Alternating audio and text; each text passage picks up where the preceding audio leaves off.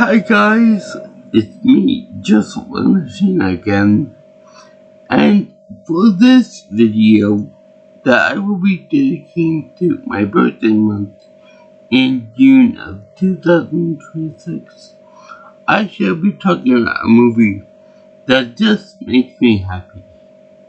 It makes me so happy, in fact, that I'm going to be making this video to come out on my actual birthday on the 18th. So, I'm talking about the movie, the 99 movie, The Iron Giant. Because this movie is not only good, but it also has two different layers of nostalgia attached to it. Number one, it came out during my childhood, in the late 90s. So there's that. Plus, it also harkens back to the 1950s, in which the movie is set. So it was actually kind of funny to see all the things that were featured in the 1950s that were obsolete by today's standards.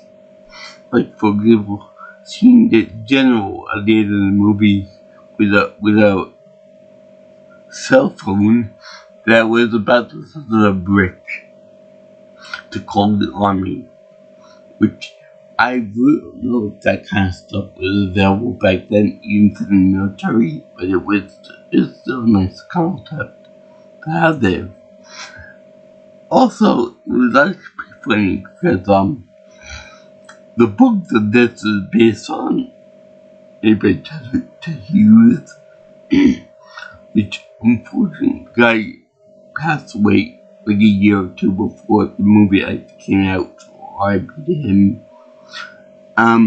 It was based on the Cold War, and there was a fear of nuclear deterrent being unleashed upon America by, say, the Russians or the Chinese. So, there were a lot about, you call them propaganda tape, but, they used to teach school kids what to do in case of nuclear bomb threat. And it was, by today's standards, it's just plain stupid. Because, I don't know if you guys remember this, but, I know your parents probably would, because they were around during the 50s, 60s, and probably 70s too. But, there used to be a notion that if you dug and covered underneath the table or something at your school or your office or something or other, that you would be safe against a nuclear bomb or any type of a bomb explosive device that would fall from the sky. So it was funny to see all the dug and covered cartoons that were featured in this cartoon. And it was so funny because, as we all know, that if any real bomb or nuclear explosion would happen near the town or above ground near you or wherever the case is, you'd be part ass if you just dug covered and you just stay put. But it's so funny that they were to show these type of cartoons where the person or the animal in question would just stay put and cover themselves up with their arms or blankets or whatever the case was, and the entire surrounding area around them would be disappeared and made into a crater, but you would be staying still like the coyote in over the cartoon. Now, if you had the end of the cartoon, the end of the movie when they launched a nuclear weapon at the Iron Giant in question, they have, they even say that they go to a fallout shelter, underground or something. It won't be a defense, not against a nuclear deterrent weapon. So, yeah, we probably screwed if that was the case. If anything really did happen from the Russian, Chinese, aliens, or the Canadians, for example. Anyway, this movie has a bunch of stars in it, providing the voices of the characters, and they include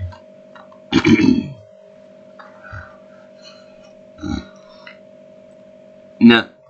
I think some of these people got their start in this movie, and some are more well known than that.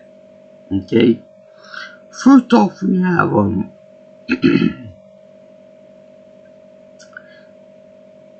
Eli Marendorf as the voice of Howard Hughes, which I think is more of a tribute to the guy that made the book that it's based on. Then we have John Mahoney, which plays the general. Klaus Stephen, which plays his Hogarth's teacher. Kind of a big role, kind of way expected on that one. We have Emmett Walsh that plays the character of one of the older people in the movie. He's most known as, I think, the Underminer, as well as somebody else in the cartoons. He's a bit part in this movie too. Christopher McDonald. He plays the bad guy in pretty much everything that he's in. He plays the bad guy from Slumber, as well as Shooting McGavin from Abigail 1 and 2. So there are many other cartoons, many other movies where he plays the bad guy or villain. And like that's like his thing, if you will, his typecast. And let's see here. It's also funny to note that this movie was produced by Warner Brothers, so many of the character designs of the other ancillary characters remind me a lot of characters from the movie Osmosis Jones that was also created by Warner Brothers. Maybe it's a coincidence, or maybe it's because of some recycled animation styles and designs and stuff, but still be funny too. Also, Mr. McDonald plays a character named Kent Mansley, and he looks something like the actual actor himself, so that's funny. Except with an exaggerated jaw. Let's see here. We have Harry Connick Jr. as Dean. Now Dean is a beatnik, which is one generation before hippies. Now, he plays the role pretty well. I think that if they were to make Iron Giant 2, I think he should definitely reprise the role, because he did such a beautiful job at playing Dean the Beatnik. I think that this is also his only animated role to date, I believe, but he knocked it out of the park. And let's see, it's anybody else here. Vin Diesel. And we all know him for playing Riddick and playing Dominic Toretto in the family movie, the family series, Fast and the Furious. But let me just say that he does a spectacular job as the Iron Giant, which I'll get to the movie in a minute. And we have Jennifer Aniston, you know, as my dream child, because she's an excellent mother in this movie. Very pretty, very well drawn. And I gotta admit, people always say Jessica Rabbit, Lola Bunny are their favorite animated women. But I'll tell you one thing, this person Anne is like really, really pretty, real good, and got a nice heart to her too. And she's very how should you put this? Proportional. Like you could really see a woman done look like this. With Jessica Rabbit obviously is a little bit too robust in certain aspects. This person's perfect in every way, shape, and form. And they got a good voice actress, Jennifer Aniston. Although I will admit, though, I would like to see her in a Star Wars Princess Leia outfit. Interesting. If they even do Iron Giant 2, they should put her in the outfit. So in any case, this movie's actually really cool because it introduces kids, especially my age, back then, to the Art Deco design structure and the design of it. Because if you notice here, the Iron Giant himself is of the Art Deco design, and it's actually pretty cool because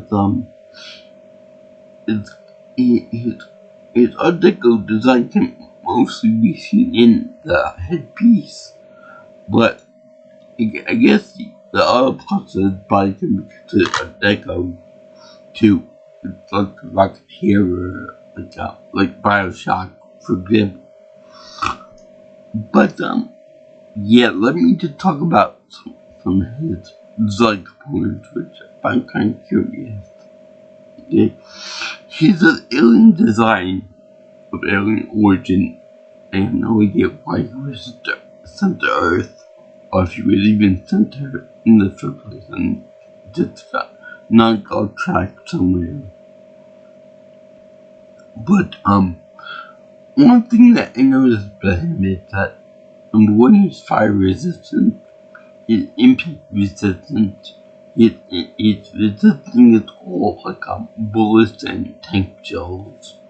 The only thing that can really destroy him is a nuclear weapon, which is not really destruction so much as it disassembles him, in which he has to repair himself, which he can do.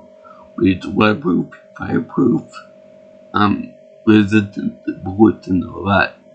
And let's see, he consumes metal, like to feed himself and stuff. So that will make him like a cannibal, more or less. And let's see here, he can survive in the vacuum of space because obviously he's a robot. And let's see here,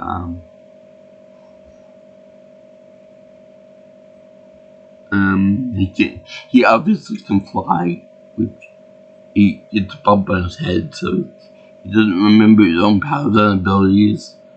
Somewhat similar to that of Superman. And let's see what else there. Until I come up with other stuff. So if aliens were able to make this giant war machine, that's all the type of proofs, that's fireproof and all that, damage proof and all that, waterproof and things of that nature, why would they make it so that he's weak to electricity? I mean, by right, you should have electricity flowing through his circuits or wherever you call it. So that doesn't make much sense. You have this you have this colossal metal figure. Oh yeah, he's also magnetic proof too, because Leon Dean magnetic goodies on top of his person, and he's fine afterwards. So can imply that he's got magnetic shielding or something. But yeah, all that can be defeated by electricity. I have no idea why. And if you look at his frame, he's got everything up here, up on the chest spot on his body, and up above that, everything is all heavy and stuff. But his hips and legs seem kind of how should I put this? They're if you build a real robot to the scale like the Iron Giant, it looks like it can't really support the weight of the upper half of his body. That's a little nitpick of mine, but I enjoy the movie nonetheless. So anyway, we get this alien that crashed into Earth, and it can best be depicted on the DVD cover art of this.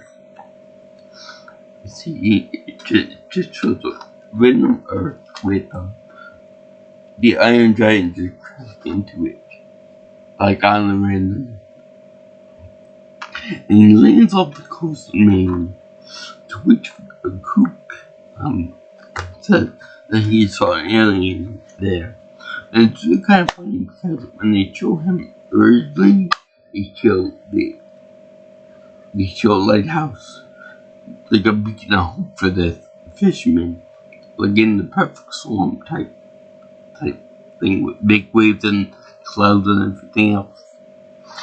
But then you realize that the lighthouse had more than one light to it, that being the Iron Giant. So the man crashes his boat onto it, and then the guy ends up mysteriously at the lighthouse he's looking for safety. And then we cut to Hobart Hughes, which I have no idea where the name Hobart comes from, because even like Kent Mansley is like, Hobart, where the hell is that from?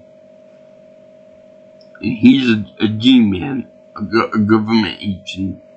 We don't know what agency he's from, but we get him like one of the big guys. And he's so much of a G-man that he even had the word G put on the blood split of his car. We didn't consumed by the Metal Man or the Iron Giant. We never given a name for this thing, but calling the Iron Giant, I love him.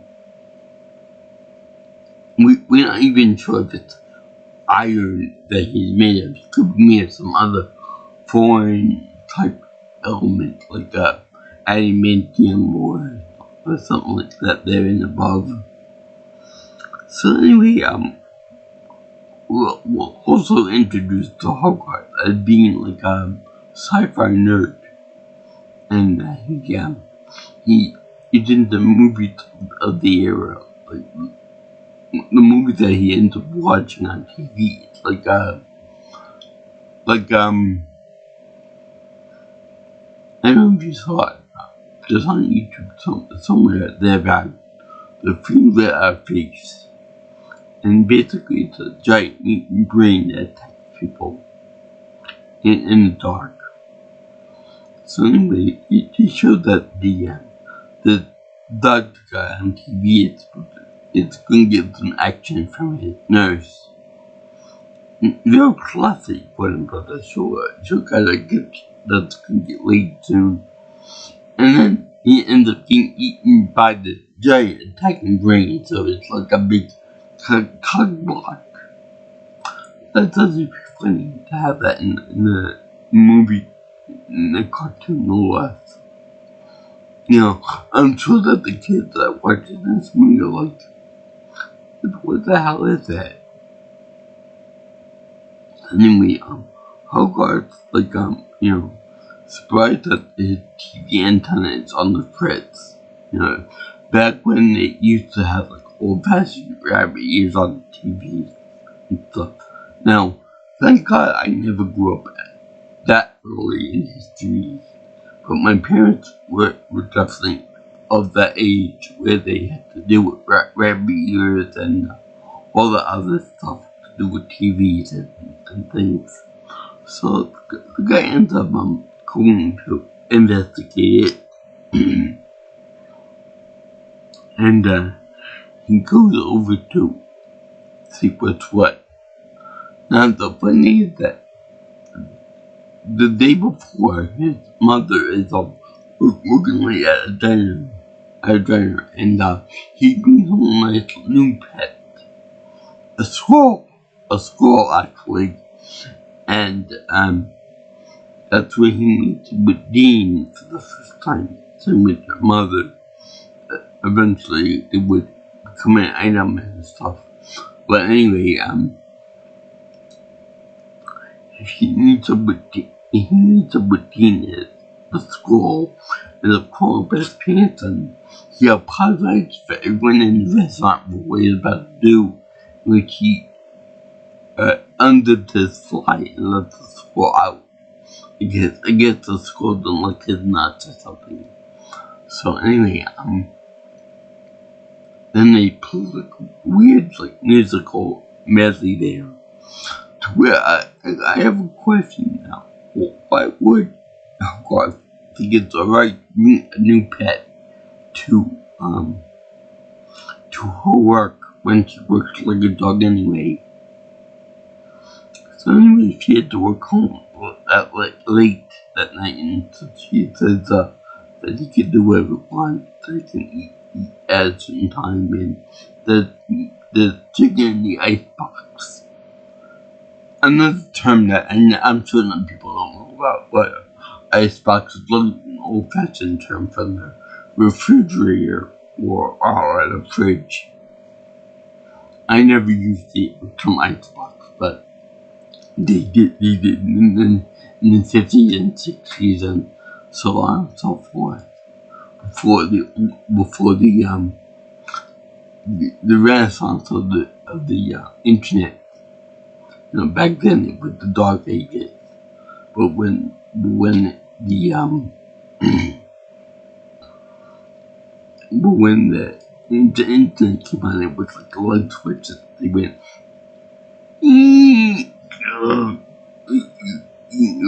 yeah, like the AOL sound, the dial-up sound, like the heavenly trumpet for us. So anyway, back to when Hogarth got investigated the disturbance. So he goes outside in the dark with a little flashlight on his BB gun and over to the power plant. And on the power plant, he sees the giant trying to eat the iron towers for the power. So you would think that an alien type of organism or whatnot would know what the hell electricity is, where the power station is, and not to go there, not to too much of it. But he does anyway. Like little kids compared to. And then Hogarth has the restroom because he feels bad that you hear the Iron Giant actually screaming out in pain and whatnot. And he's like, and all that. It sounds almost human. Like Van Diesel was almost trying to convey a human emotion. Very good job, by the way. Very good use of your Vin Diesel. So anyway, they have a little shelf switch and power generators. So Hogarth uses all his strength to turn it off. Although I wish that it was that easy to be able to go outside of a power transformer and just flip the switch off. No, I wish it was. I don't think it's that easy. Even back then, to do that. But anyway, the giant sees that, and he said, thanks for the help, buddy. Now I'm your friend forever. For saving my life. So anyway, they end up showing love. And at one point, Hogarth is over there, throwing rocks into the giant metal man's mouth. And then you hear go clunk, clunk, clunk to the belly of the beast. Now, this is something that I really like in the Iron Giant, because it'd be just easy for them to put like just light up his eyes and that call it a day. That's it. But they actually do a good job with showing the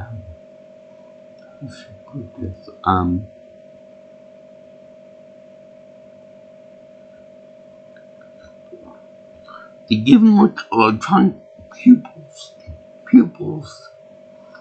and like they show like his inner pupil like glowing, and then his eye pupil like darkening a little bit. So when he turns to focus on something, you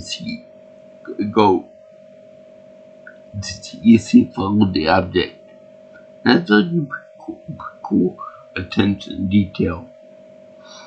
Also, I like whenever Hogarth is going a mile a minute and trying to explain stuff to him, like teaching how to speak and stuff. They show the Iron Giant getting bored of his speech, and his eyelids are screwed closed, which is another detail that I like.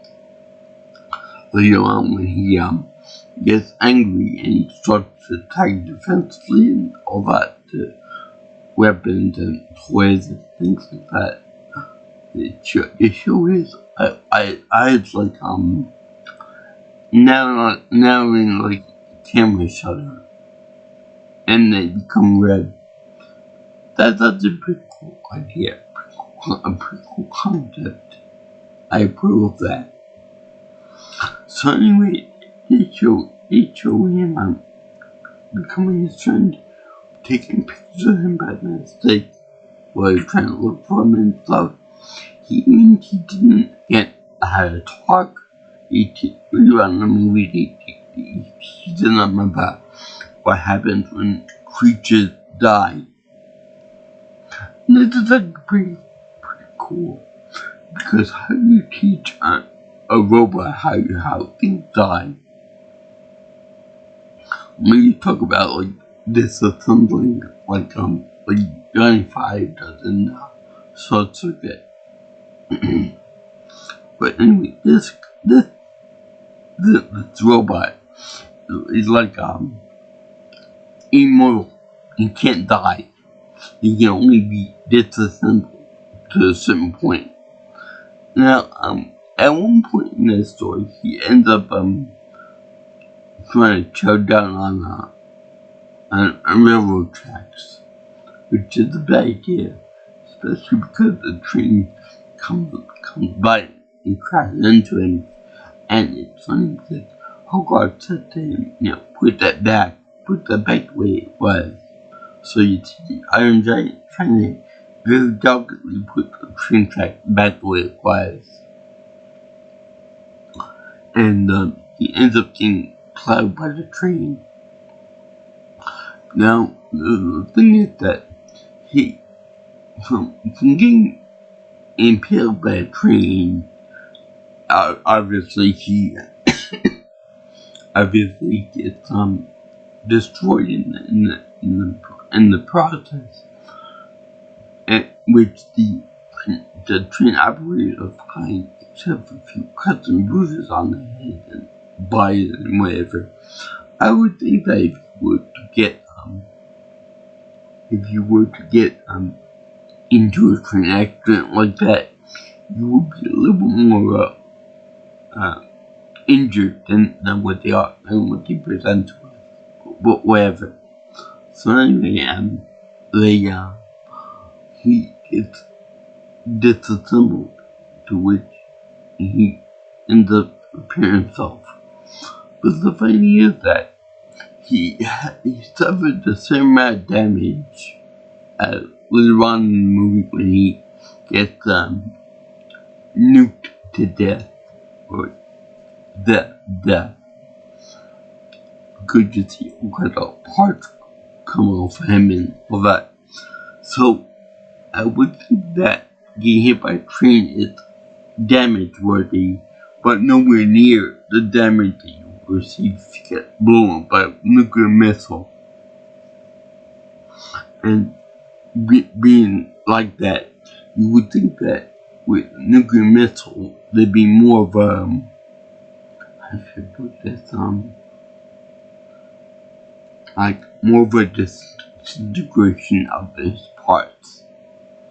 Like there would obviously be little itty parts of him, but they're showing like legs being intact, arms being intact, feet being intact, his headpiece being intact, and all that. So that don't make any sense. I could see if she were being hit by the train, then that would make more sense. For that level of damage. But for a nuclear option, no. So anyway, where does Kent Manson fit into this thing? Well, it turns out that in the first part, he's called in when the Iron Giant is first seen by the crazy fisherman, and he jokes around and then passes around like he's a crazy kook, nut job. He probably would out drink it, and he probably saw something that wasn't really an alien construct. So then Mansley ends up putting these little clues together to find out that it's in fact a giant monster, a giant man from Russia, from China, or it's alien technology, or it could be Canadian for all he cares. And yes, he does say that in that way. Those goddamn communist Canadians, they're worse than E.T. So anyway, they have they have Kent over there trying to figure out what's going on, and trying to do the demon thing, and we can try to figure out if he needs to call the armed forces or not. And he really trying to bend it more toward that, or we need to go DEFCON 5 or something, alert the president. It's a whole big mess, and he has to be called in to find out about this. And he puts two and two together that Hugh Hogarth was the guy that took a picture with the Iron Giant by mistake. It's like, oh, okay, that's the kid. So it's funny because during the initial thing, he's like, big things happen in big places. This is nowhere. This is in Maine. Nobody cares about Maine except for Stephen King. No one cares about it. Except for when he comes back to his car and there's a big, giant chomp out of it. The big, giant bite taken out of it. And when he goes back to get the witness to find out what the witness, the giant piece of this car missing, he ends up the Iron Giant ends up going out of water reaching for it. Like it was a sandwich or something, and takes the rest of it. Kind of like what they did in Jumanji. Well, in any case, they got in the thing with the Hughes family because he wanted to be a thorn in Hogarth's side. And it's funny because you do the same thing that Dumb and Dumber did with the heaving and the holding of the the kid was in the bathroom and he was trying to push the giant's hand out of the bathroom window, and they had door closed, and he said, this is why it's important for you to chew your food. So with the mother gave him a good look, cold look. So that was real kind of stupid for him to say, because by the time you eat the food, let's say you eat a big chunk of food, and it goes in your esophagus and into your stomach. By the time it digests and is ready to come out the back door, it's already into the paste that we call poop. So that no matter how big of a piece of food you eat, by the time it gets digested and it's put into the intestines and that kind of thing, it'll be the same size as the bacteria. You eat it small or you eat it big. At least that's my knowledge. So anyway, they have to do the Dumb and Dumber thing, and the kid ends up shoving the big piece out into the where it can be self-repaired with the Iron Giant himself. So they do this thing where they do like a little interrogation between Kent and the kid, Hogwarts Hughes, because he's in the team who's got the middleman in the junkyard. And it's funny because when he first goes to the junkyard, the Iron Giant like, let me see where should I start with first.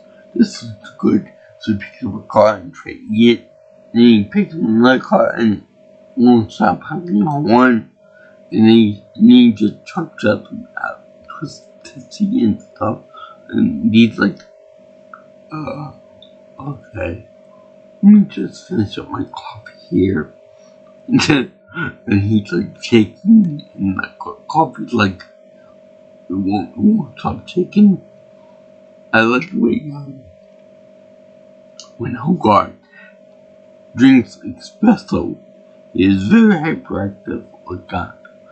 I don't know if you noticed me whenever I drink an energy drink, and I make a video on I'm like Little Gabby from the cartoons. So anyway, they're doing like a standoff type thing. So, we can make it very hard for your mother to live with you alone. Now that's a low blow. That's a low blow even for a demon to separate kids from a mother. Like that. And that's like that's a new low. Because him doing that for like immigrants or something like that, but when you deal with kid and his mother, that's like a new low for him. Anyway, he ends up picking the guy with with the army, with the actual army. They spent millions of dollars to get to Maine, and he takes him to the Iron Giant. And it's funny because they have him doing a thing with Hogarth where he follows him around and calls him Sport. Sir, Hero, all that stuff. Good names and all that. But the kid gets tired of that. So he ends up giving him, like, chocolate wax, which is basically corn blow. It's like Major P. I don't know if it was a direct response to that, but he ends up giving it to me in an ice float. Which, even though it's a kid, giving chocolate powder on top of his ice cream float, you would think that he'd get a little suspicious of that. To where every time they go to investigate this thing in the woods, he ends up finding the clues of the metal giant's whereabouts, but he ends up bumping his head on the camera that Hogarth used, and he ends up always getting diarrhea attacks. And in any case, it's kind of like Hogarth made him get diarrhea attacks, which made him also bump into the camera, giving the evidence of the Iron Giant's whereabouts. So we kind of get a self-fulfilling prophecy, more or less. So anyway, Dudley gets to know with Hogarth, and for some reason he falls asleep during it. And even Ian says, we got your toilet paper here. How you feeling, Mr. Mansley? Oh, I'm feeling better now. I'm feeling much better now. Now that I got the camera evidence of the Iron Giant. So anyway, there's this guy that is watching over Hogarth sleeps and making sure that it doesn't go warning about it.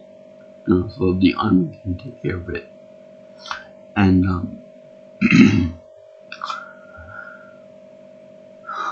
for some, Hogarth is pretending to sleep because he loses his way out of Mansley's sight, and he goes to Warren, and he makes a metal sculpture of himself, of the metal man. He puts a bunch of cars and kind of knickknacks on top of the Iron Giant to make it look like a big art piece. Because besides owning a junkyard, he's also an artist, or I should say artiste, in which he takes old metalworking objects and he makes them into art, kind of with Aunt May and Twister. So anyway, the really funny part is when Dean is talking to the Iron Giant. He says, "Look, there are two types of metal in the junkyard: junk and scrap that you can eat, and art that you currently have in your mouth." So he pulls out the thing that's in his mouth. It's supposed to be like a Christmas tree, I guess. And he puts it on the ground. He can actually sculpt it the way that Dean actually had it originally. So he says, "That ain't bad. He died." So what's funny is that Dean originally found him to be annoying, as you would do, I'm sure. But then, when he realizes that this guy can warp metal into whatever he wants, that's a good thing. So he uses it for his own pleasure, his own fun, his own artwork.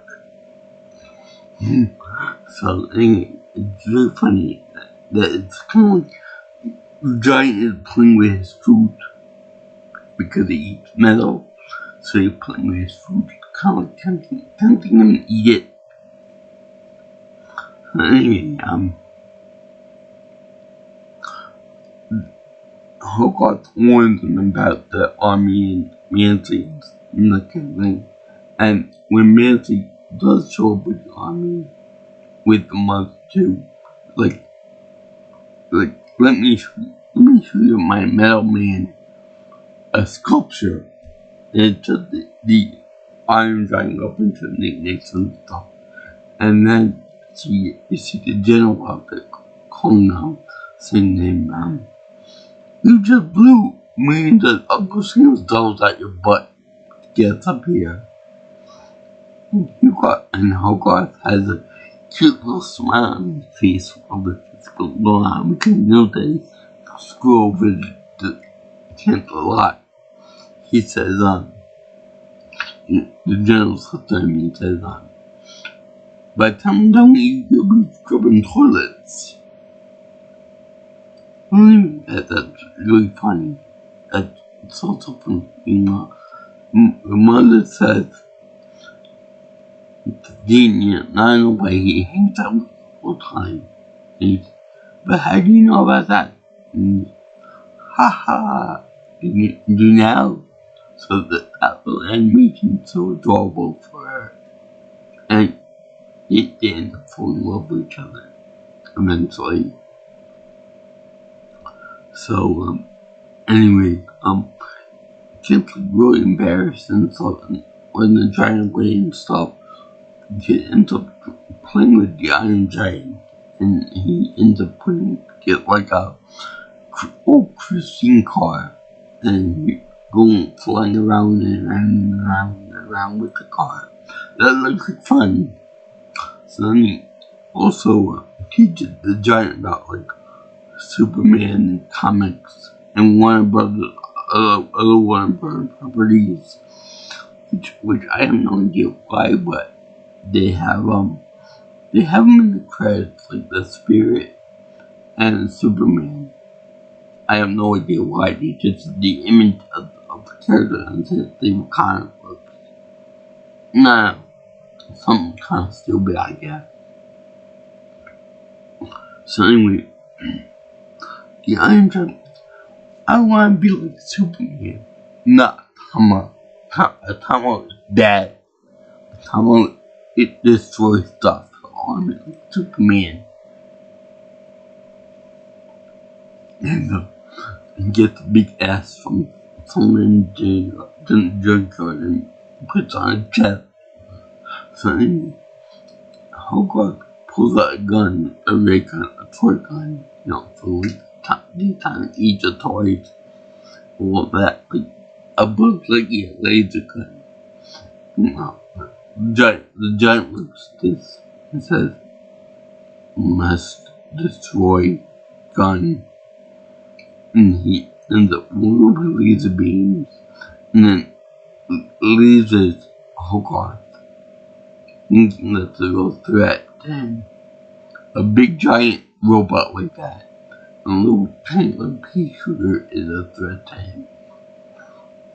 So, luckily, Dean tackles him out of the way, and the Iron Giant like, what did I do? I didn't do anything. Because look what you almost did that to Hogarth. Meanwhile, he show us Cobra being a big piece of Swiss cheese. He's like, no, I wouldn't do anything bad to him. So, anyway, they show him, going through the town, and he says, two kids are over there watching him through like a binoculars, and they end up falling over the balcony of the old church, and which the giant metal man runs and tries to save them, and he catches them in the head. Even though this head is a big piece of metal, and by race, the kids will fall into the metal, go smash right into their palm of the hand. And then the big giant smudges. But because it's a kid's movie, kids end up being saved by the giant. And everyone like, yeah. He's a good guy. And Kent sees this in his rearview mirror as the drive away, and he says, look, the big giant thing is attacking the city in town. Quick, shoot your guns, go pow, pow, pow. And they're like, holy mother of God. And so they end up shooting at it, making a whole big to do out of this. And then the Iron Giant goes into full defensive mode, shooting all kind of alien weaponry and all kind of other stuff. And number one, he shoots the guns out of his hand and everything, which is cool. I mean, it's cool. But then he also does he also transforms his he has like on his wrist here, he has like a disc, a CD type holder thing there, and when it goes up a full spin, they show it like they show two hands going out like a record player, and then shooting the disc away at enemy tanks and all that. And they also show they also like a ray on both of their hands, and they show like three like Hydra heads coming out of his back, somewhat like tentacles on the one of the last bosses in Star Fox 4. It's actually really cool. And we showed his leg pieces splitting open, and it's kind of like it has no point. I'm sure they probably want to put metal in it or something, or break it into something, but they didn't put that in there for some reason. Now, what's to note is that these alien weapons are real cool and they're very destructive. In fact, he charges up a laser beam coming out of his chest region that, when fired up at a distant battleship, if it would hit the ship, it would disintegrate the whole thing, because Hogarth made a mess. It made a big boom. Broly's one of Broly's attacks. The big power bomb. So anyway, they're very destructive and everything. But when they feature him in the movie Ready Player One, they didn't have any of the alien technology and weaponry on there. I have no idea why. Maybe to show that the Iron Giant in that movie was peaceful and more melee-oriented, but that would be really cool to show all the alien laser guns and the Hydra lasers and all that. That would be real cool to have in there. But they didn't, for whatever reason. So let's see here. What else was there? We have him running away from all these weapons and bad things because he doesn't want to be a gun and a weapon and all that. He wants to be a peaceful creature because he's a metal thing, even though Hogarth has a soul, but whatever. So anyway, he runs away from everything. He ends up flying out because apparently his sensors in the back of his chest and back in his back plates realized that he was falling at a very fast velocity, so he activated his boosters in his feet, kind of like Iron Man. But the point is that would come in very handy in the beginning when he's coming at supersonic speed in common form to the coast of Maine. Could also caught lobsters, but whatever. I guess it may have been because it was coming so fast and so hot that the rocket boosters wouldn't have done so well for him anyway. So they show him lots of golf with the kid still in his hand. And Mansley finds out that he has a kid with him. And the all defensive, but he doesn't care. He just wants the machine dead. So he told the general that he killed someone already. You know, if the Iron Giant wanted them to kill somebody, what's to stop him from killing everybody in town? You know, conventional weapon on the wing to the sky. A human being would just be a squishy piece of paste to him.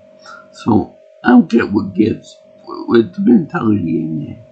So anyway, they end up shooting him with all kind of tank shells and everything, and he runs away.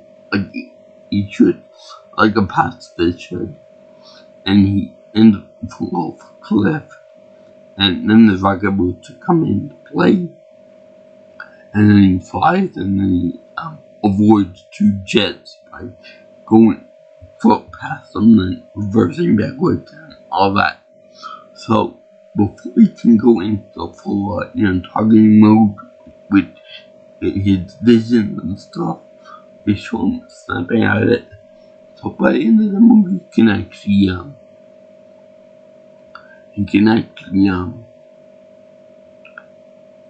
go into that mode at will and come out of it at will, which is good.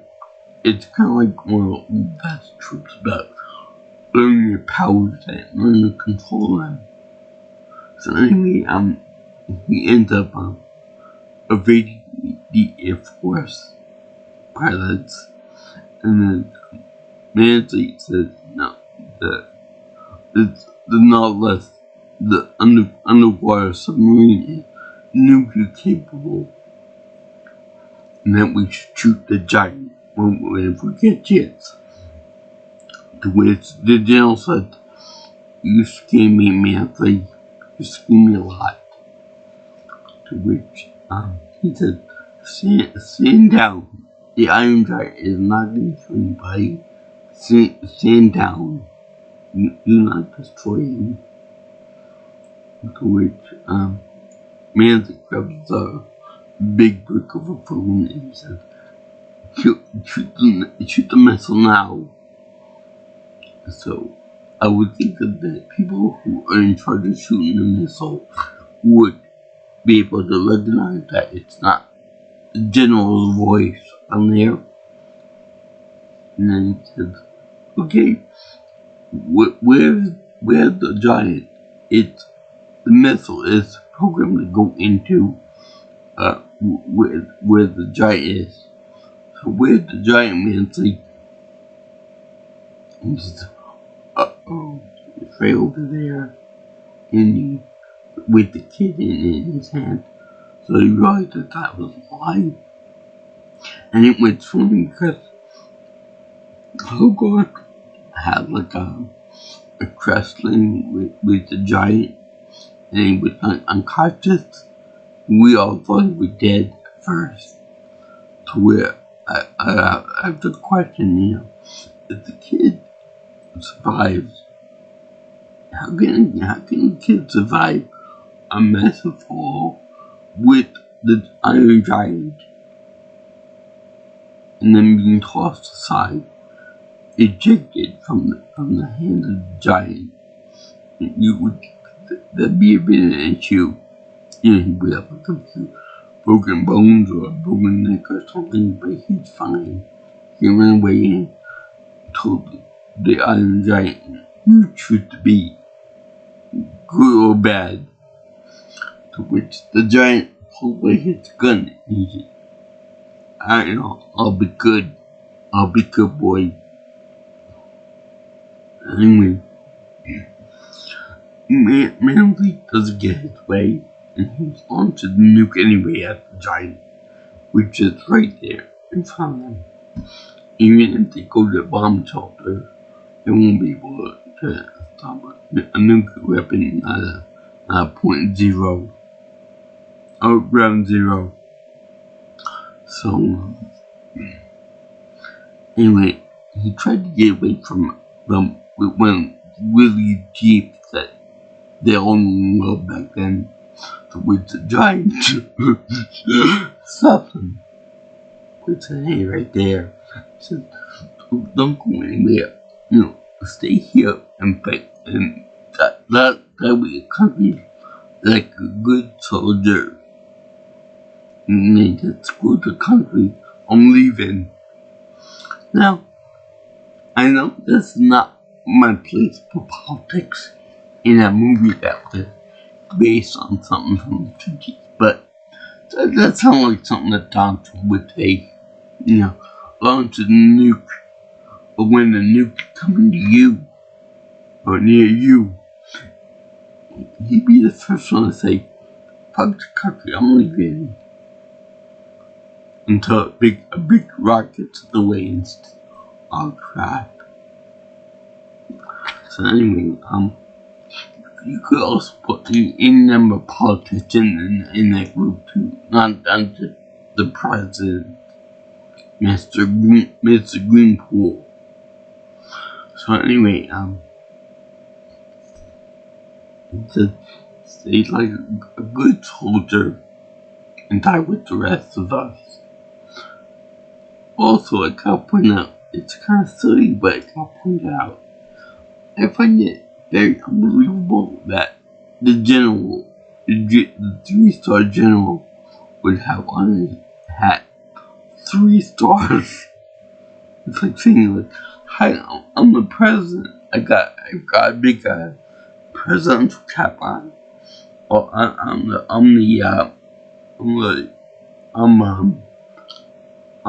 the king of this country. I have a big crown. You see, here's my crown. You see."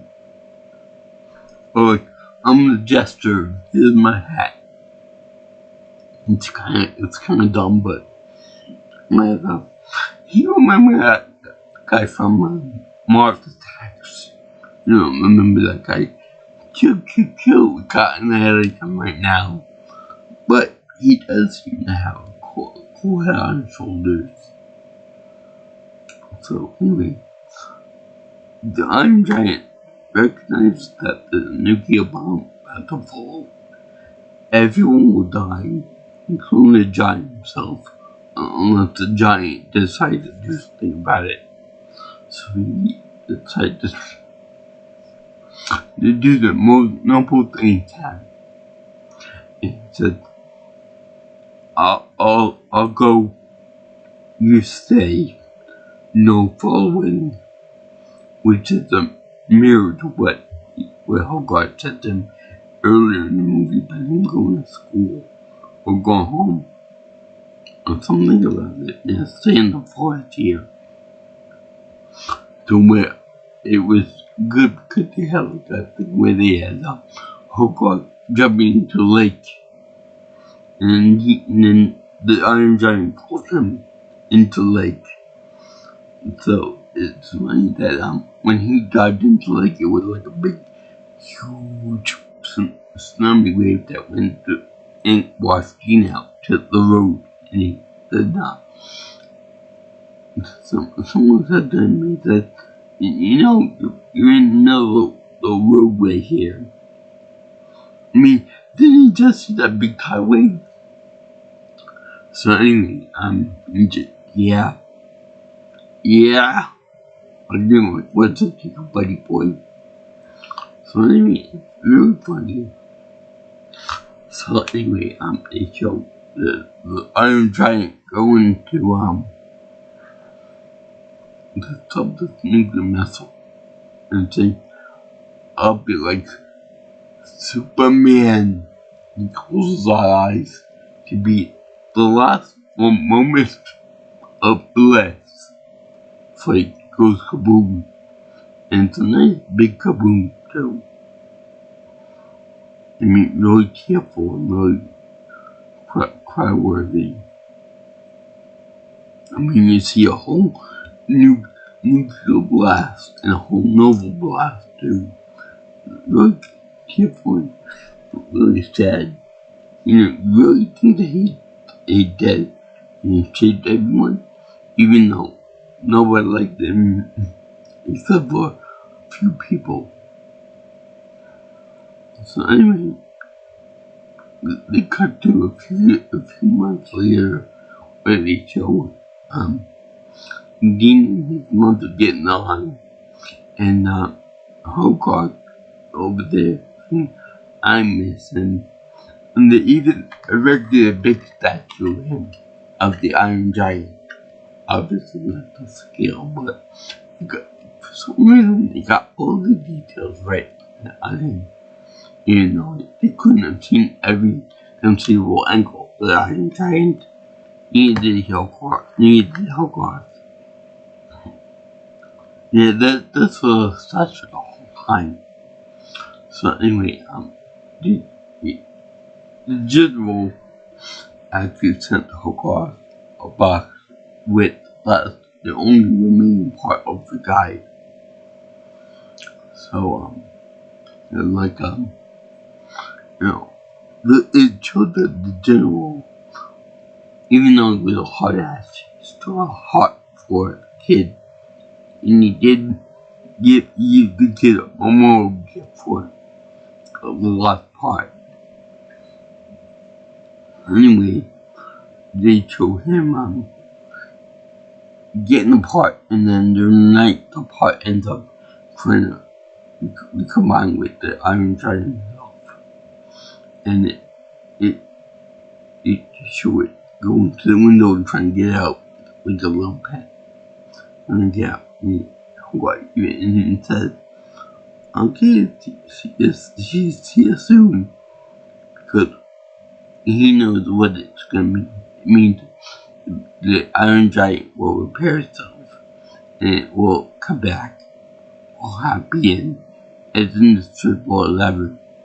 Even that bump on his head from when it first came to Earth was gone when it went full destructo mode. Which, I gotta say, when it went full destruction mode, it had weapons and explosions, much like in Destroy Humans, when Crypto Spiridium has all the weapons on the ship. That's pretty fun too. In any case, they show it escaping the house, going through the grass, and eventually in Antarctica, Iceland. They show all the parts coming together, showing his big head, grinning, kind of like saying, I'll be back for Iron Giant 2, which apparently is never going to be made, even though Vin Diesel teases it most of the time. I would love for Iron Giant 2 to be made. I would so see that movie. I love the Iron Giant. But again, if you get hit by a nuclear weapon, I'm pretty sure that you'll be disintegrated. I agree that the Iron Giant probably made of something more durable than iron. It's probably made of like something like vibranium or something like that if it exists in this universe. But definitely more durable than iron. And upon that, I would think that would the pieces that would come together for him at the end of the presentation would be in smaller chunks and the arm, leg, recognizable pieces, the chest, etc., etc. And it'd be more like on the level of, say, a screw or a tooth or something like that. Also, I have to question, what would happen if somebody else in another part of the world were to keep the parts for themselves and not allow them to recombine, with a little blue human light learn, and then that comes from his head, help me. And also, it was quite fun. It was quite interesting to see that whatever alien species that made the Iron Giant happened to see our Art Deco designs and say, you know what? Maybe we should make a robot into that, out of that design philosophy and designs. That's cool. And make weapons that would hide inside of it. Kind of unrealistically, but still, that'd be pretty awesome. But anyway, I love this movie because so much heart, so much charisma, so much interest, so many good characters in it. Like Mancy, the General, Hogarth, the Mother Annie, Dean, and everything else. That's really cool. So even the school in the beginning of the movie. And they even make a reference to Miko from Pocahontas. Because there's a raccoon in the thing that gets pushed out when the giant takes a cannonball into the water. Anyway, I highly recommend this movie. Besides it being very, very play one, the Iron Giant also had a rock song to it too. The Iron Giant. I don't know who it's by, but it was a song for it. It's awesome. And it's a weird to think we show more love to this cartoon produced by Brad Bird, because it's got very weird designs for some of his human characters. Like Incredibles. Anyway, I did this for my birthday month in 2026. I thank you very much for watching my video on the Iron Giant or the Iron Giant. I wish they would include this guy in more stuff, like Space Jam 2. I knew like a take more like a new piece of crap, but I'll get into that when I get into that. But anyway, I give happy faces of approval because this movie is all about the happiness and joy that comes with it. You can't hate this movie. This movie is one of those movies that you gotta love. It also follows some of the old tropes of old monster movies and horror movies, which I love. Anyway, if you like what you see here, and you want to see more of my videos, like, comment, share, and subscribe to my channel. You can also contact me by future stuff, like call me or text me at 631 707 3707. Or you want to follow me on Twitter or X at P Nelson Pro. Also, you can reach me on my email account at jjviewingchannel@gmail.com. So, I Warner Brothers for making this wonderful movie, and when it's explained this movie is awesome in my book. And I'm so glad that people survived the cover of propaganda, because those things did suck. And if anything really bad did happen, ducking and covering it would be a way for you to shuffle off the moral code. So, peace out, my brothers and sisters. I'll see you in the next video. All the girls and guys in Interland. Signing off. Being said, ciao ciao. Das Widzenia.